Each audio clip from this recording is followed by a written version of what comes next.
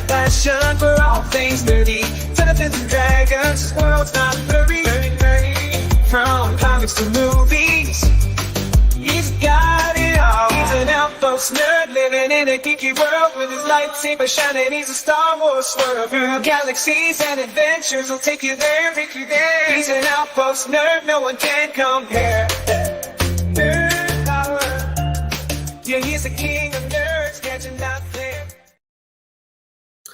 Good afternoon, my nerds, geeks, and dweebs. Welcome to another transmission from the Outpost Nerd. I am the nerd of the Outpost, and I hope everyone is doing great today. Season 2. Seriously? Velma got a Season 2. The worst rated show on Rotten Tomatoes in the Western Hemisphere. And that's not an exaggeration. When I say worst in the Western Hemisphere, the only way you can find shows worst is if you look at Eastern Europe. It is one of the most god-awful shows. And just as a reminder, one of my first videos was on this. So I'm going to share. Let's share our video and share a little refresher.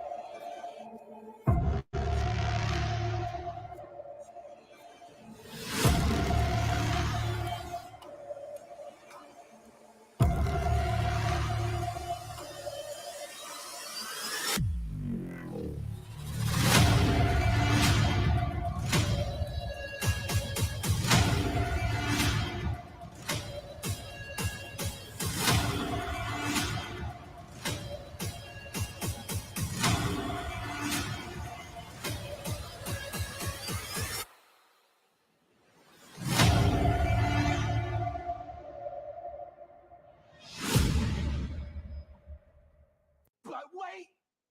There's more! Scooby-Doo! Where are you?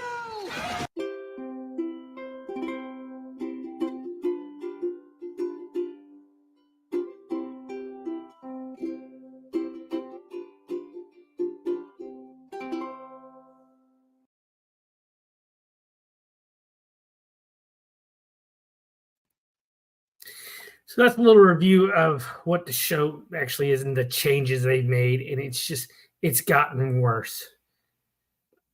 So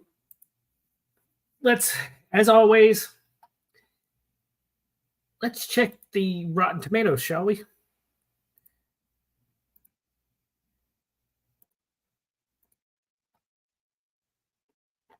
Season 2 of Velma doesn't even have a critic score.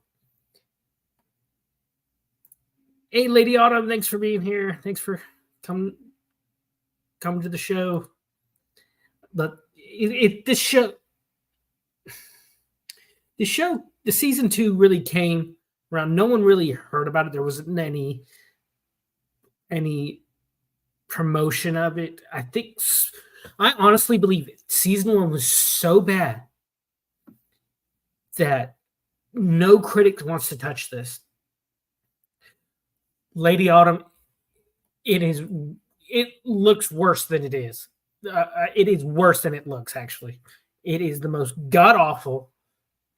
It's Scooby-Doo in name only. This is just Mindy Kaling stroking her ego and looking for a payday. See, only 50, a little over 50 audience reactions, and that's saying something for an HBO Max. John, welcome to the show. Welcome, new person. I don't think I've seen you in the stream before. Welcome, glad you're here. But it is god awful. Let's see what some of these. Yeah, critic score not yet available. It's been out for almost, I think, a week or two. Oh, it is awful. It is more of the same thing. It's more of just more slapped in the face of people who love Scooby-Doo. I grew up watching. I think everyone has grown up with Scooby-Doo. It's been around since what, the 60s? But let's see. What's IG? We're gonna look at some reviews. IGN right here. Velma's season 2 review. It's no mystery why Velma's latest adventure falls flat.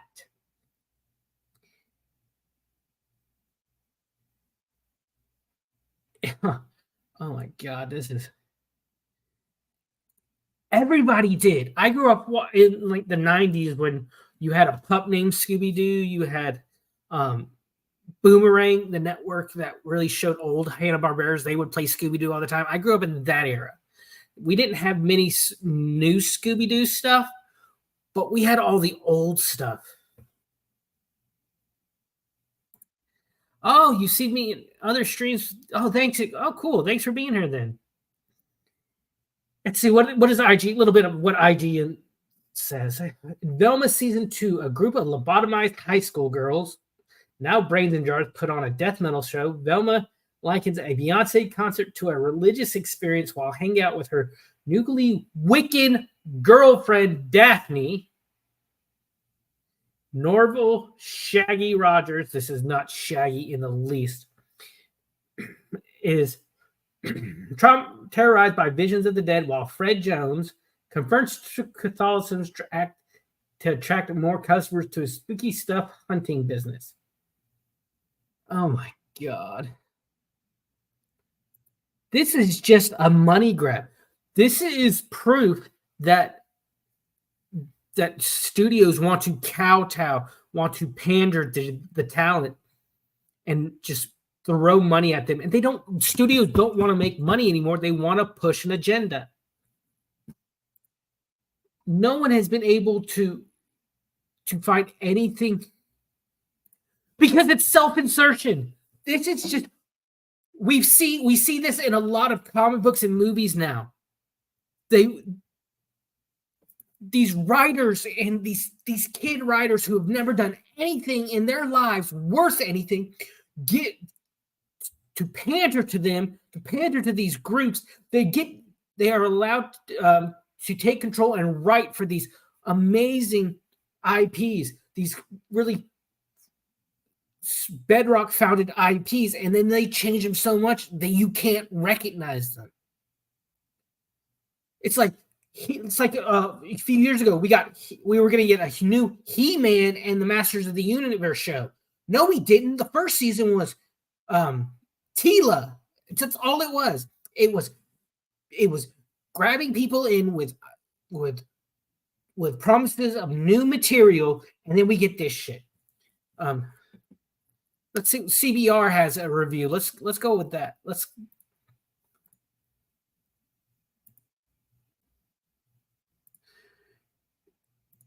Because they don't care about history or canon.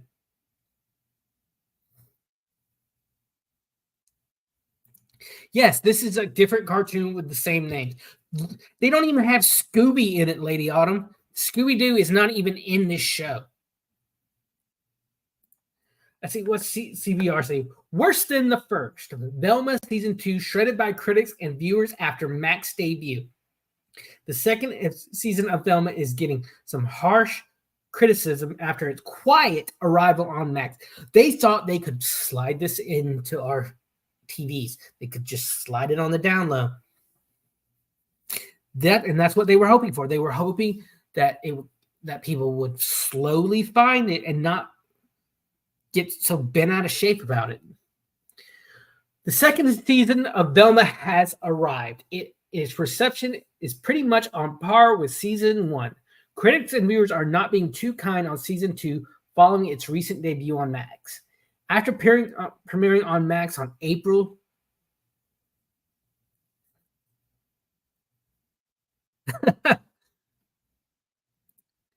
I can't with these people not being able to be original, always got to be messing up with things. Yes, everything now is either a remake, reboot, or based off a book. Hey, I can read between the lines. You're good. You're getting your point across. I'm able to decipher the hieroglyphs.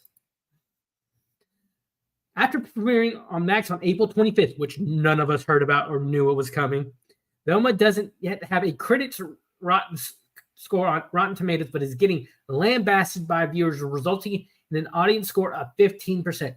Earlier, if you go back and look, when I was looking at the Rotten Tomatoes, it's down to 12%. It's gone down. When was this written? This was published 3 days ago. So in that 3 days, it's gone down 3.3%. This is more than double the current audience score of 7%, but the season 2 score will likely fluctuate and possibly drop further as more reviews are added. Yes, that's what I was just saying. Yeah, I got you. I got you, girl. Velma season 2 is an unfocused slog that fails to improve on season 1. One harsh review from Brittany Vincent at IGN stated, further criticizing the season's flat jokes and bloated storytelling. Another review by Gary Catting at AIPT said the new season was an improvement, but the biggest drawback is its unlikable lead. She is selfish, self-centered, and judgmental. Oh God, all these characters are? I gave it a 0.5 stars because it wouldn't let me give it any less reads. One of the many negative audience reviews at Rotten Tomatoes. Another one of the audience reviews similarly say it's worse than the first, but I can't give it lower than the same half star I gave the first. Because it's not Scooby-Doo. It's Velma. That's all I could. They couldn't have Scooby-Doo in it because that would have taken the focus off Mindy and her self-insertion in the show. That's how it is. It's not Scooby-Doo because Scooby-Doo can't be the star of Velma. I mean, I watched shows. I watched versions of Scooby-Doo that had the same characters, but sometimes like Fred or Velma would be gone. Like I remember, I grew up watching it was a short series called The 13 Ghosts of Scooby-Doo, which was Shaggy, Daphne, Scooby, Scrappy, and an original character named Flim Flam, who released 13 monsters or 13 demons from this chest, and they have to go around the world to figure it out. I remember Scooby-Doo and the Ghoul School. It was just Scooby, Shaggy, and Scrappy. Scooby-Doo and the Werewolf, where it's just Scooby-Doo and Shaggy and a new character who's his girlfriend, who gets transferred. He gets transferred to a werewolf and has to race.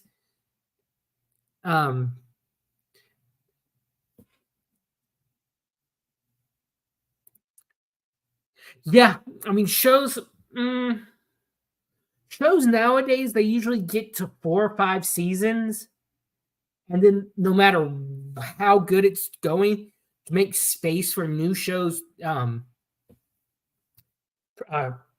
studios will cancel it out. Like Girl Meets World. I liked Girl Meets World because I grew up watching Boy Meets World, and I wanted to see where the characters I grew up on were, but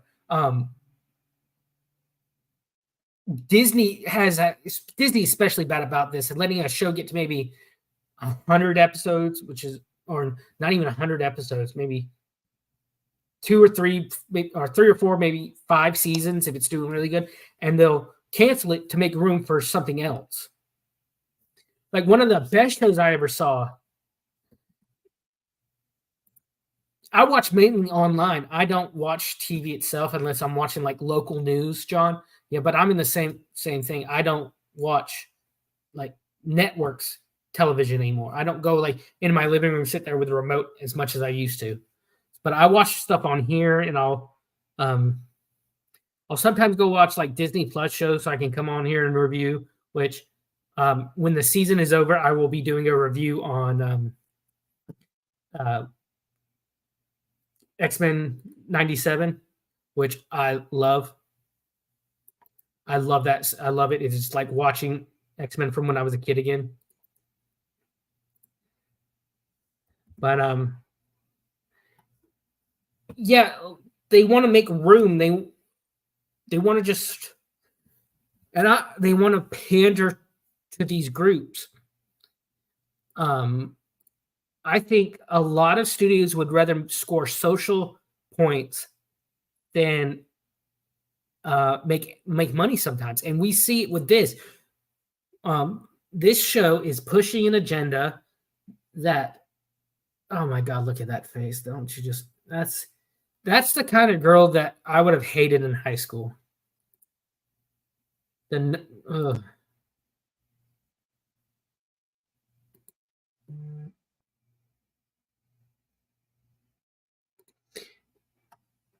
awful.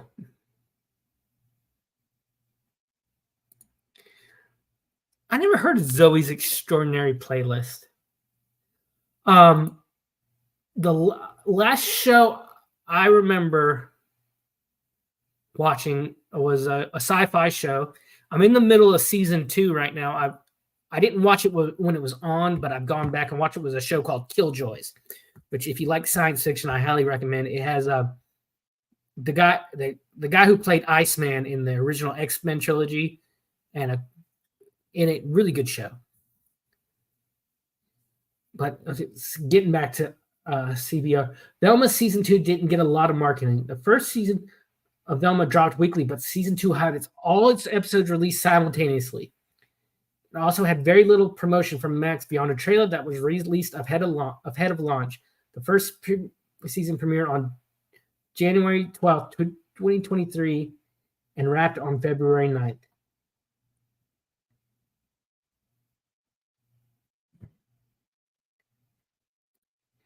After an unusual event, Whip smart computer coder Zoe magically begins to hear people's innermost thoughts and desires through popular songs. That's interesting, I guess. But I think I remember one show that I used to watch religiously was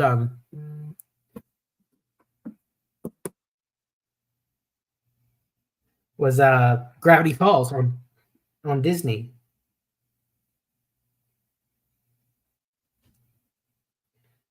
It only lasted 2 seasons. See, that's getting a lot of that's happening a lot. I remember a show that I used to absolutely love. I'll talk about this in another top 5 show that I'm going to be doing hopefully soon with Kaiser Pineapple. Check out his channel. He's awesome. Cool guy.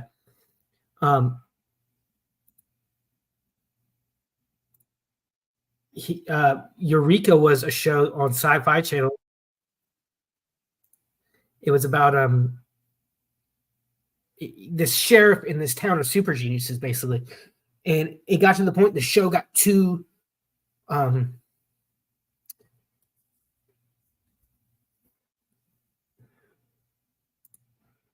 See, John, I liked Agents of S.H.I.E.L.D. for like the first 2 or 3 seasons, but after like the 3rd or 4th season, or 2nd or 3rd season, it got to be less about the Agents of S.H.I.E.L.D. and Agents of Daisy. The show started focusing more on Daisy Quake more than any other character, and I didn't like that. I liked Coulson. How many times did he die in that show? Like 3 or 4? But Eureka got too expensive to produce, and during the 3rd season, I believe, they started really placing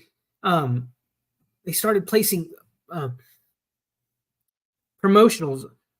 Like they had a Gillette promotion in the show. Like one of the experiments was sponsored by Gillette, literally Gillette shaving cream, and it was like plastered. I think everybody did, and the fact that they stopped.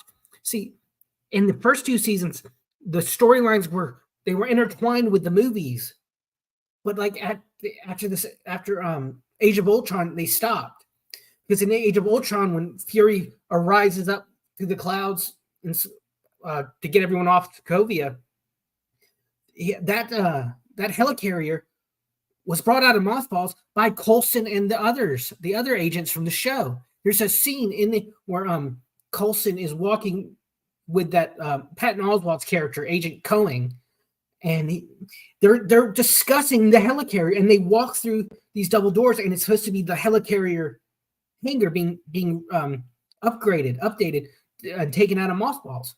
That's the last tie-in to the movie that I personally can remember.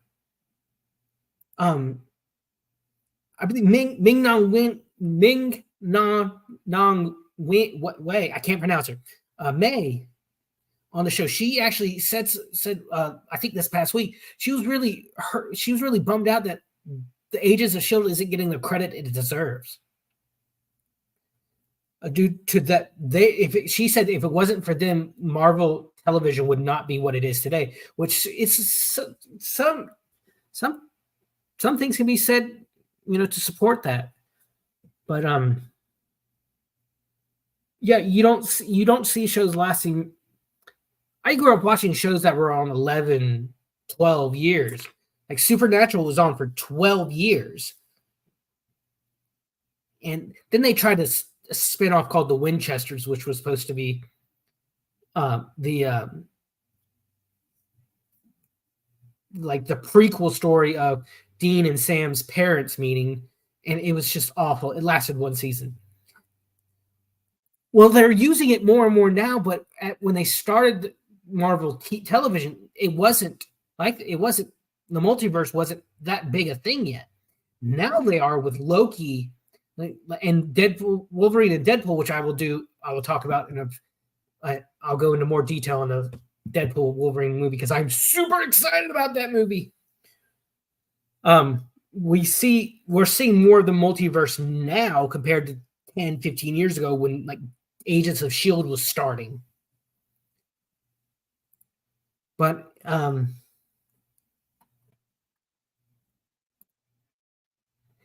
it's just entertainment is not what it used to be.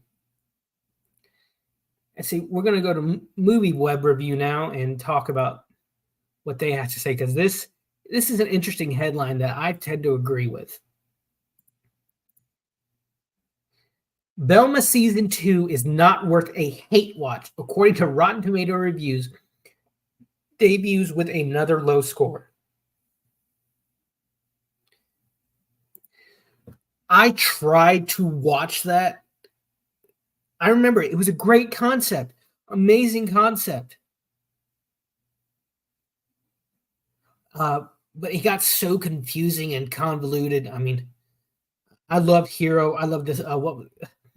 Guy who played the psychic cop. He does cameos in every J.J. Abrams movie. I'm excited. I would love Loki. Me and my friends on here, we would watch Loki together. And his ending was such an amazing ending. For years we've heard Loki say, I'm a god, I want my throne. And in the end, he got it. In the end, he realized what god I want to be. He wanted to be, and what he's doing is holding creation together. I love his title. He's no longer the, hey Lex. Yeah, I watched season 1, tried to watch season 2 and just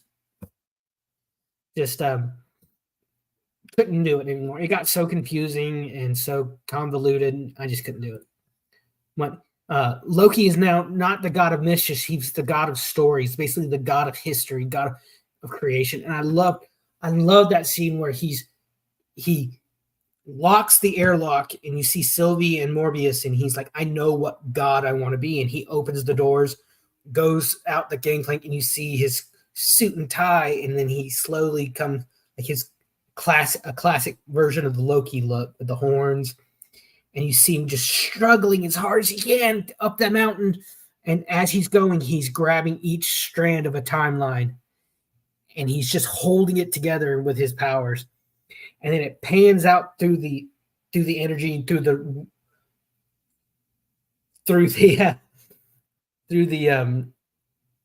Shelly loved this part too. I remember talking with her about this. Hey, Shelly, thanks for being here. Yeah, Deadpool's her alter ego because you don't know which personality you're going to get with Shelly sometimes. But you see him pull. He's basically holding the world tree together. He creates the timelines to make a version of the world tree. It's awesome. Have fun with the kitties. Thanks for being here. Huh. But let's see, what else do they have to say? Velma is back on Max for its second season, but it seems with new episodes, but it seems that the new episodes haven't brought a new outlook on the heavily panned series. Mindy Kaling's dramatically different take on the Scooby-Doo franchise, minus the Great Dane himself. Like I said, yep, it's Scooby-Doo without Scooby-Doo. Because one of the biggest punching bags of the decade, when it became one of the biggest punching bags of the decade last year, was season 1 crashing to a lowly 7% audience score on Rotten Tomatoes, which made its critic score of 39% look impressive. For critics to pan a show like that for 30%, for them to put in danger their good standing with the studios, because a lot of critics will review shows not out of honesty, not out of giving their honest opinion, but they will give a review on a show based on how can I stay in the good graces of the studio? So how can I keep my connection to the talent and be invited to the parties and premieres? And that's why I always say, do not trust the critics' review. Look at the audience reviews to find a honest take on shows and movies. If they kept Agents of S.H.I.E.L.D. with MCU talent, it would be great for Easter eggs. Yes, and that's what people liked about the first season. And the thing that really bothered me about with Agents of S.H.I.E.L.D. that the Avengers never found out about Coulson. They should have. We see one episode of season 2 when Sif, she comes down and works with, and when she sees Coulson, she works with S.H.I.E.L.D. In one episode, when she sees Coulson, she's like, "What is going on? You were dead. Thor told me you're dead." And he's like, "Yeah, let's keep it that way. I want to tell him myself," and he never does. That's what bothered me.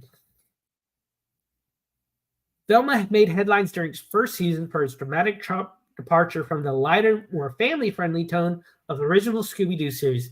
It presented a more mature and crude rendition of the characters, which were dubbed nasty, mean, and even beyond horrendous by more than 90% of its reviewers. The renovation of the characters and setting sparked a range of reactions from intrigue to outright disapproval among the fan base, all of which naturally led to the series grabbing one of its platform's biggest viewerships. Yeah, I'm the same way, Lex. If it's a good audience score, bad critic score, I'll check it out. Well, it seemed, and I think, okay, let me say this. Grabbing one of the platform's biggest viewerships, that's where I think. Hey, Susanna, you're fine. Hey, thanks for dropping in the chat. Appreciate it, John. Give me a like and sub if you haven't already. I think they're more concerned about viewership numbers than reviews. Because like this line said, season 1 was the series led to the grabbing one of the platform's biggest viewerships. Suzanne, don't do that. Make sure you both of y'all need to get some rest if you need to. I don't want y'all getting sick, especially this time of year. And I want y'all to stay healthy because I want y'all to stick around.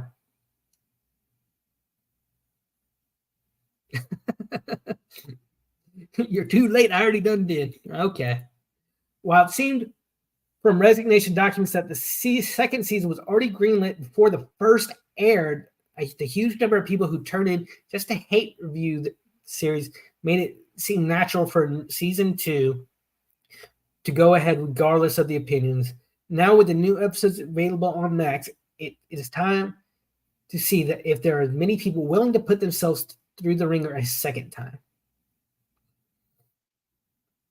That's supposedly Daphne right there beside her. Unless it's supposed to be Shaggy. First reviews have not been kind again. The first season of Velma introduced viewers to the first season, second season debuted with 12%. Not even worth a hate watch. It was awful. The stuff like this gets another season, but Mindhunters doesn't. Never heard of Mindhunters. I need to check that out. It's worse than the first, but I can't give any lower. Read that review. It's just utterly ridiculous. I think with the introduction of streaming channels, like the Nelson ratings are a thing of the past, and I think until we find a new way to gauge viewerships, gauge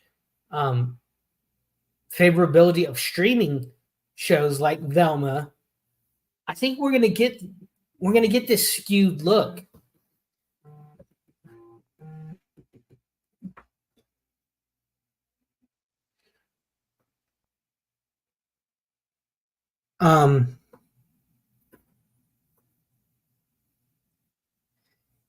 We're not going to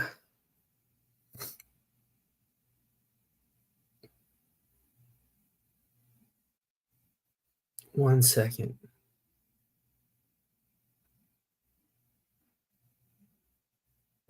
One second, guys.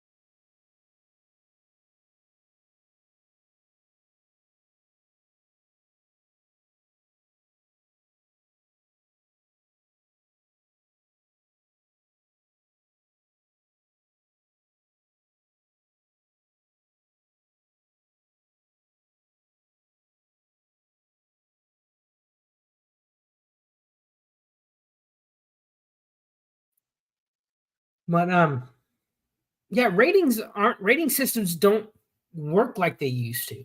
The whole entertainment industry is not the same as it used to be. I remember I heard Matt Damon was talking about one time a movie used to have 2 options to make money, in the theater and then on home video. Well, with streaming making theaters nearly a thing of the past. Like, when was the last time?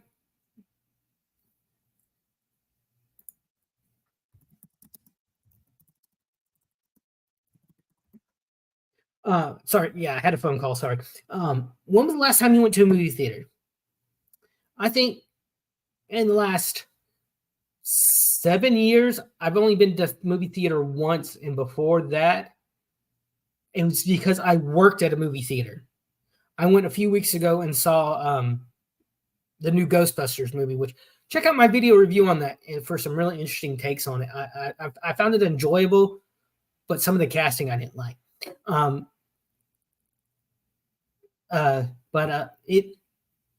Movie theaters are becoming a past. So Matt Damon spoke about how when you have the theater experience to earn money for a project, and then you had another chance to make money on the home video, like DVDs and VHS tapes and all that. But now, basically, with streaming services, you're taking theaters out of the equation. My niece loved Paw Patrol. Her favorite was Rubble. Rubble or Ace, the flying one. I can't remember which one.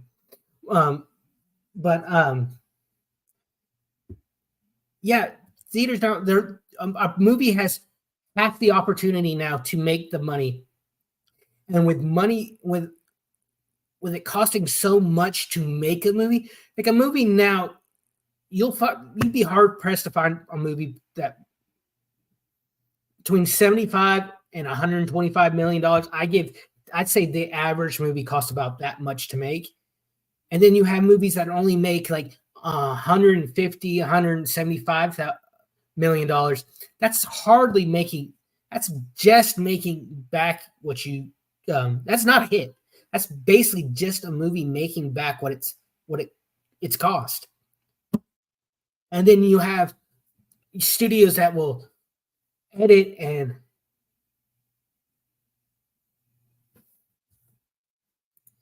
oh, that's cool. That's a nice little tradition. I like that. That's cool. Then you have studios that will edit movies to pander to certain audiences in certain countries. A prime example of that is John Boyega, who was Finn in the Star Wars movies. He was done so dirty by Disney. If you look at a Chinese poster for any of the sequel movies, you will see an American version has him in it. But then you take that same poster and you look at the Chinese version, he's edited out because he's black.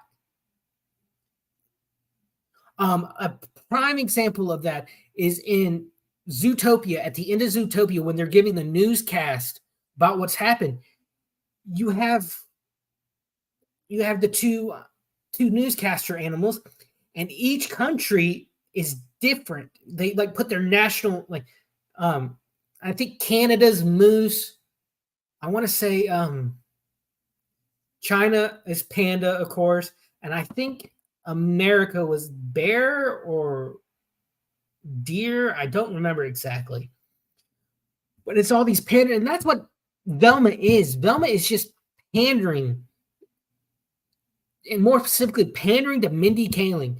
Mindy Kaling has not done anything good other than her bit part on The Office in the last 1 or 2 seasons. And she was a small character, if I remember correctly. I stopped watching The Office after Steve Carell left. I love Steve Carell's character. I love the interaction. Michael was awesome. Michael's one of my favorite characters on that show. I did watch Dwight's wedding when he comes back. Jim, in the form of a prank, has him be the best Minch.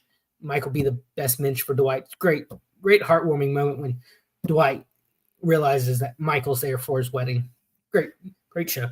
I haven't watched the UK version of The Office, but I know that's Martin Freeman from The Hobbit and Sherlock and Ricky Gervais. I want to think Catherine Tate from Doctor Who back when it was good. That's another show I'll be doing. I'll be talking about the new season of Doctor Who with the gay guy from that. That's all I can remember. He was the gay best friend from that sex education show starring what's her name from X-Files. It was.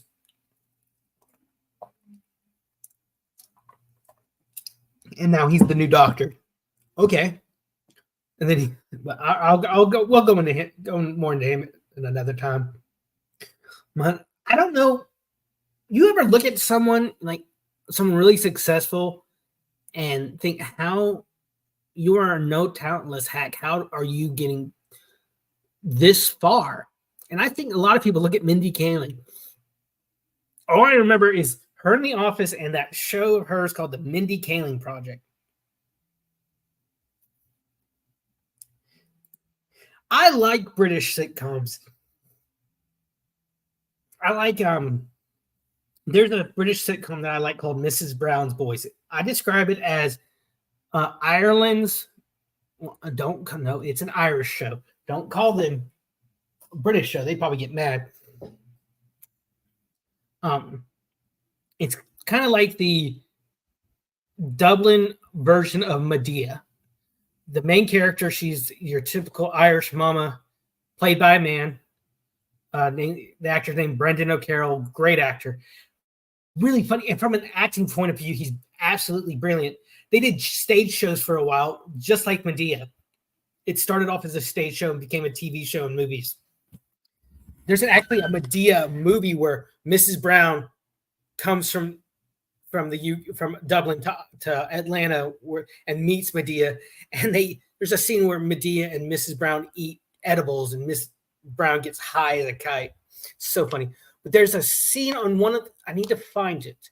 There's a scene where in one of the plays, now Brendan O'Carroll, he had. Oh yeah, Kathy she's hopeless when it comes to men. Yeah. But what Brendan O'Carroll does, there's some of the humor I don't get. I found British humor to be very dry. It's dry, which can be funny. Dry humor can be funny, and sometimes intellectual. But Brendan O'Carroll, his acting, what he would do, he played these little games with people, with his castmates, which are his family. A lot of the characters are played by his family members. Like his neighbor on the show is played by his older sister.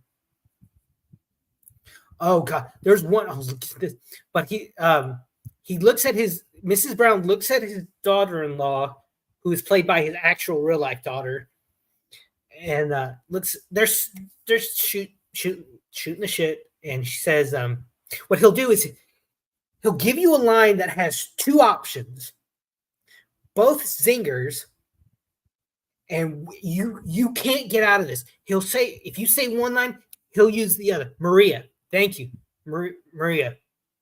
Couldn't remember the name, but Mrs. Brown says to Maria, "So Maria, dear, how did your father like the fish?" And he gives you that look like, "Oh, the game is on." And she says, "Oh, it was lovely. He fried it up with a little pasta and had a great meal." And then Mrs. Brown responds, "Well, that's the last time I'll ever give him a fish from the carnival." And even if it's just he's able to take the lines and just come in with a zinger. And it was so funny. I was laughing my butt off. I found Mrs. Brown on YouTube after the hurricane.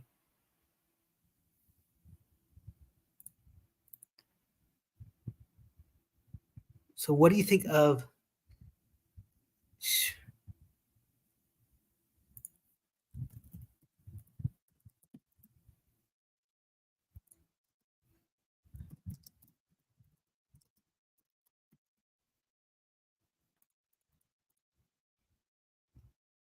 Do you mean Sheridan, like the neighbor's daughter? Is that it?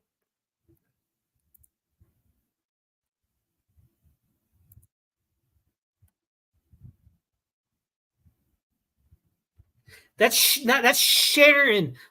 That's Winnie's daughter.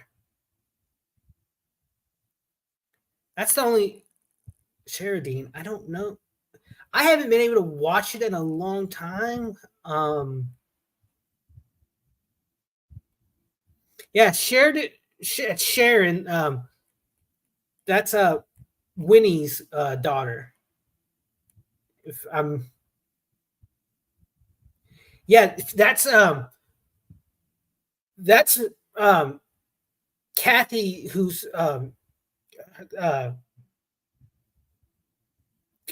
Fiona. It's Kathy is played by Fiona Gibney, who's Brendan O'Carroll, who plays Mrs. Brown's real life wife, and Sharon is played by her sister. And see, yes, oh,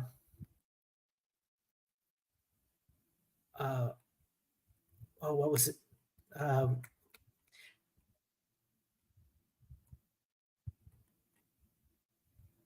Roy.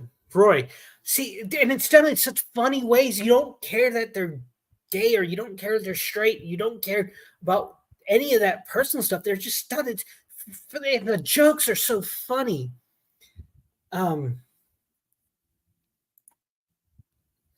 Like, I love Granddad, Rory and Dino, yes, and Mrs. Brown. She's a devout Catholic, but she doesn't care.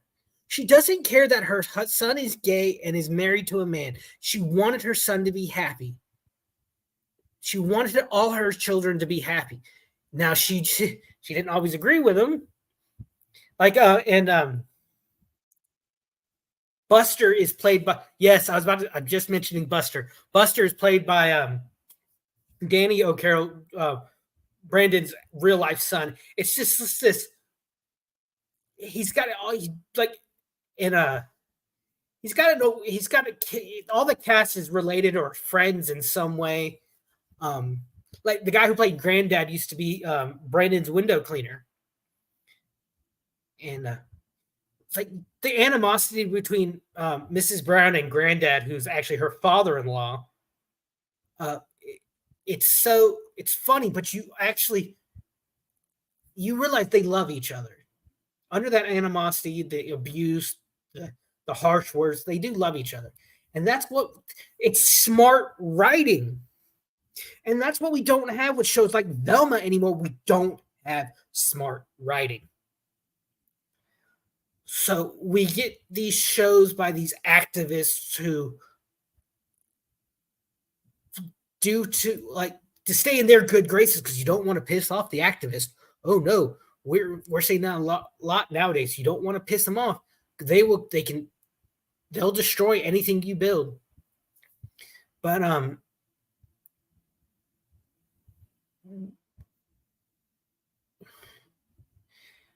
I think if we had smart writing, good casting, and original content, Hollywood would not be suffering the way it is now.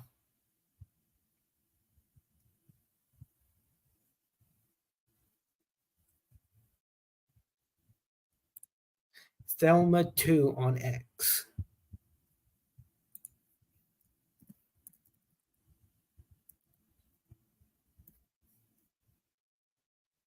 It'd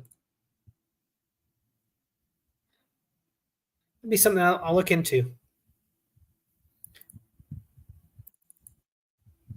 But Winning's always talking about people being brainwashed and breaking through the veil. And I think if we were able to take what Winning is talking about and look at through a stream of the entertainment industry,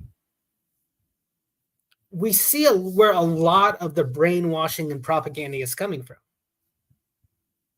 I mean, during World War II, that's what Hollywood mainly did. The cartoons, the movies, they were propaganda pieces. How many Bugs Bunny cartoons could you probably go back and find? It says, buy war bonds, or the famous one with him versus the little gremlin. He's on an army base. He's on an army base, and Dr. Seuss got his start in illustration and animation doing war propaganda. Tex Avery from Hanna and Barbera, they did all these cartoonists that we grew up watching during World War II did propaganda. And I think now since we're not at a serious war like that, they're using the propaganda to push environmentalism, social justice, social justice ideals. And instead of using the propaganda to rally us against an enemy, it's really rallying us against ourselves and our own country and our own ideals. But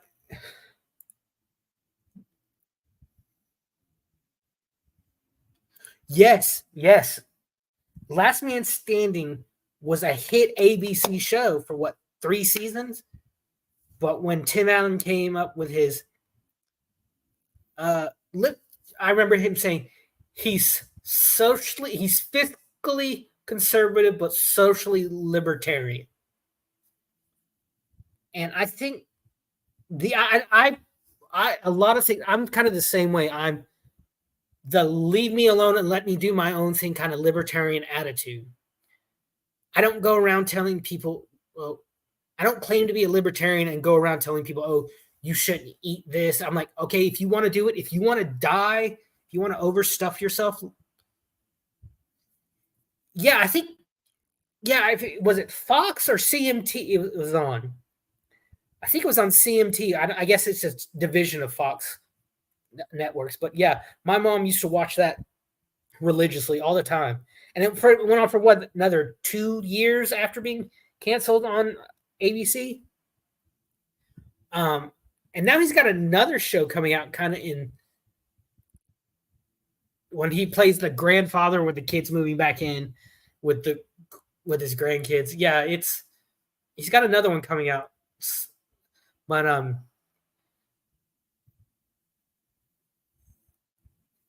I don't believe that half the shows from the 90s could be made today. You couldn't make Home Improvement today. You couldn't make Boy Meets World today. They tried making Boy Meets World today. They called it Girl Meets World, and it was so dumbed down. Boy Meets World dealt with serious issues. Of course, it was on ABC Friday nights, TGIF block, and you were able to deal with. I remember an episode where they dealt with cults on Boy Meets World. I remember Corey and Sean and Corey and Corey's dad almost decking the cult leader in the face, and Mr. Feeney having to step back behind. Who didn't want a teacher like Mr. Feeney? Mr. Feeney was awesome. He was so wise. He cared about his kids, and I love the last scene of Boy Meets World where they're Corey and him like, come on, tell us you love us. He's like, no, I won't do it. And they say their goodbyes, and he leaves, and Mr. Feeney's standing there with tears in his eyes in his classroom where he'd been hundreds of times. He's like, I love you all. He loved all the kids he taught. We all wanted a teacher like Mr. Feeney. I think for a lot of, and his last line, he's like, do good. And Topanga's like, don't you mean do well? He's like, no, I want you to go out and do good. We don't have strong characters like that anymore. We have shrill jerks that they start off nice. Chuck Lorre. Yeah, her name's Pat. I can't remember. Yeah, look at Kevin Sorbo or Dean Cain. Kevin Sorbo and Dean Cain, both at one point in the 90s, had the #1 television in the world where Lois and Clark, The New Adventures of Superman, and Hercules. I watched those shows all the time. Dean Cain was Superman when no one wanted to. When the comic book industry was on the verge of collapse in the 90s, Dean Cain was Superman and saved it. It wasn't until 2000, 2001 when we had the X-Men movie first come out and really, really skyrocketed the comic book. That took the comic book industry and started this spat for 25 years of comic book movies. Kevin Sorbo, he's done some really, him and Christy Swanson, a staple of 80s movies. The original Buffy the Vampire Slayer. She came out and did Christian movies with Kevin Sorbo. See the difference, but you can't do that today. They can't make those kind of movies today. Chuck Lorre, he cannot write relationships to save his life. He He's done this. He did this in The Big Bang Theory.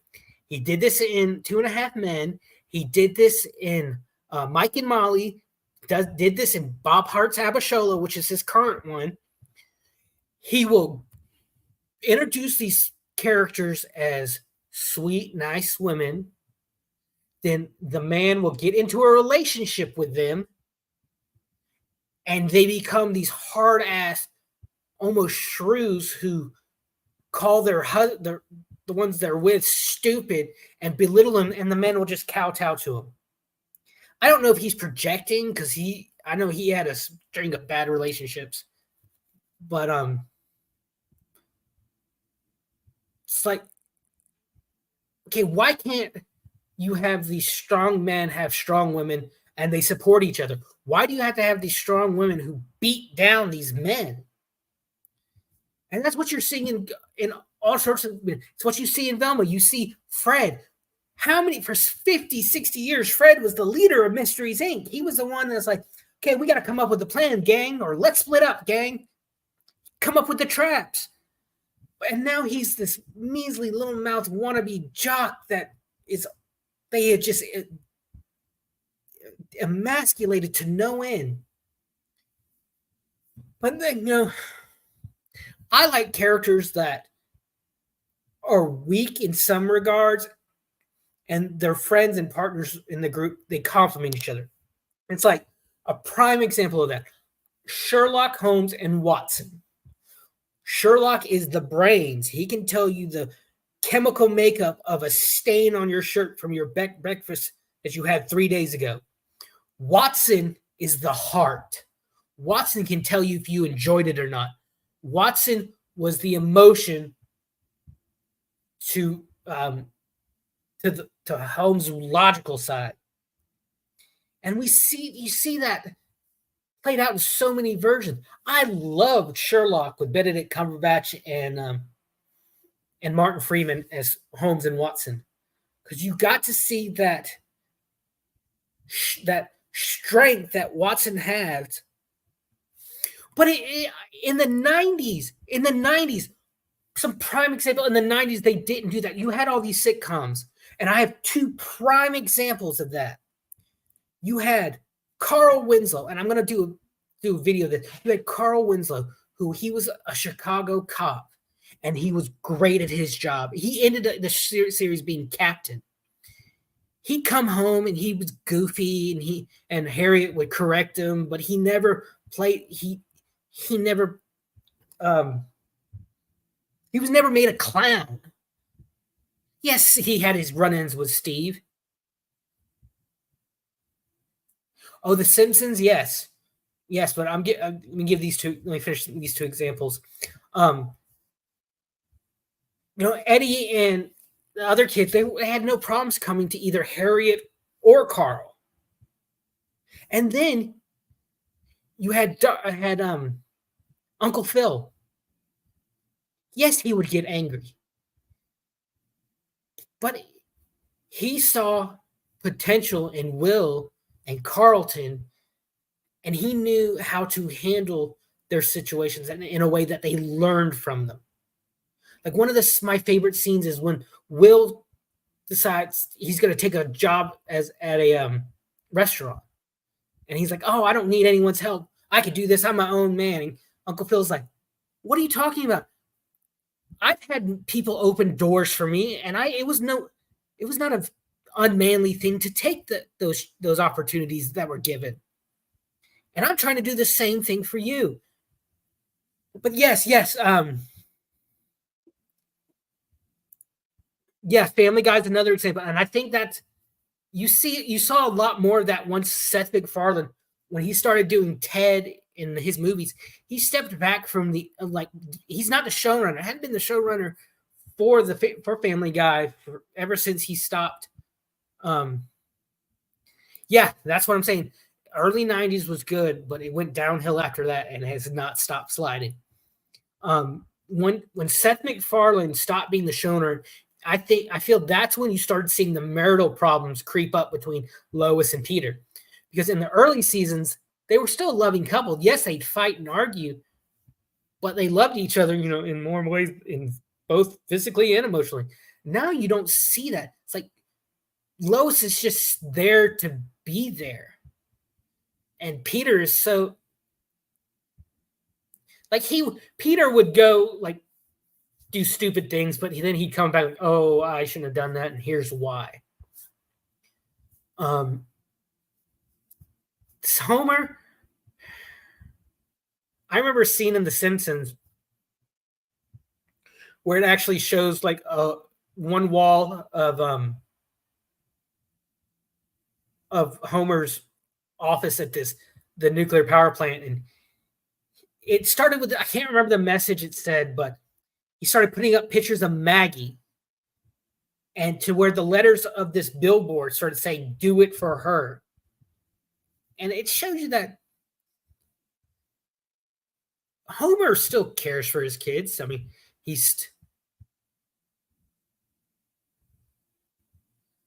that was Sofia Vergara in Modern Family. Yeah, I never watched that show that much. I heard it was good. I heard it was interesting. But yeah, a lot of times like you had one set of the spouses, and then the other set of the spouses was like Phil, the gay guy, I can't remember his name, not the son, but his husband, and then Sofia Vergara's character. They were the dumb ones, while Ed O'Neill's character and the son and daughter, they were like the smart ones, and they kind of clashed that way. But I like series where the characters support each other, and we don't get that anymore. We get this just like this spotlight on this one horribly written character. And I think a prime example of that is Velma. You're getting these horrible, horrible characters written in the spotlight shown on the worst among them. But it was Modern Family. And like she and her husband, Joe Manganiello, who he's known for Deadshot in the Justice League movies, and he was the original Flash Thompson in the first Spider-Man movie with Tobey Maguire. They got divorced. It's like, okay, and for years they always seemed to be so happy with each other. It's like, okay, how can you expect to survive with these almost picturesque character relationships? Can't make it. Of course, we don't know what happened behind the scenes and stuff, but I will say Sofia Vergara. Oh my God. I don't mind the language barrier, because if I was with her, we would not be doing much talking. Oh my goodness. But we as the audience deserve more. We don't deserve when something fails to be attacked and blamed for it. We don't deserve the same recycled garbage that we've been getting for 20, 30 years. It's like, what number of Fantastic Four are we? We're on number 3. We're about to get the 3rd version of Fantastic Four.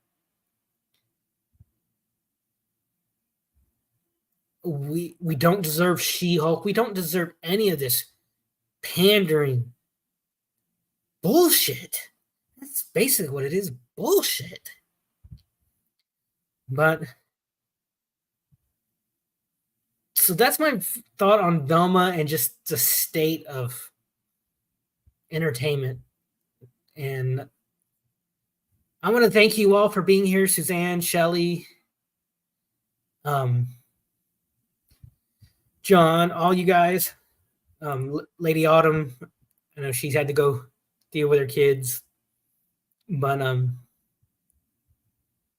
I think once we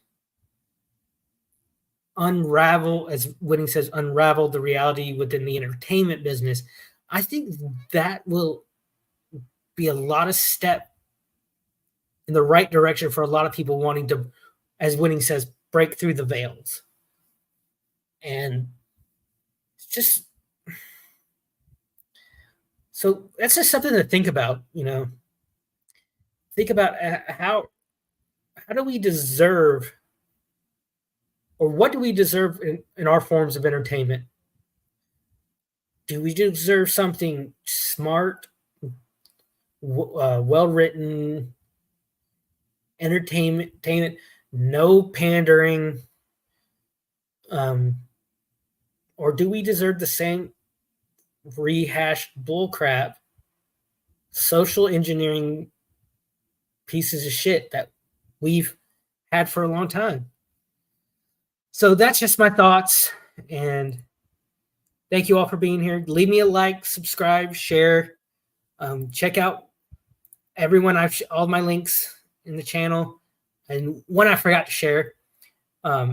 Check out my boy T-Rex, Trucking It More, for some really relaxing, just cruising down the road streams. That's my boy, man, right there. I'll drop the link in the chat. But like I say, find your passion and nerd out about it. I'm the nerd of the Outpost. Love y'all. I'm gone. Lost in space, I found my beliefs. In this outpost of solitude, my way. Binary code run through my veins. Take the way deep and deep, I feel no pain. Signing off, it's time to go. Goodbye, my nerdy friends, see you later. I know through the stars we've shared this ride, but now it's time to say goodbye, farewell with pride.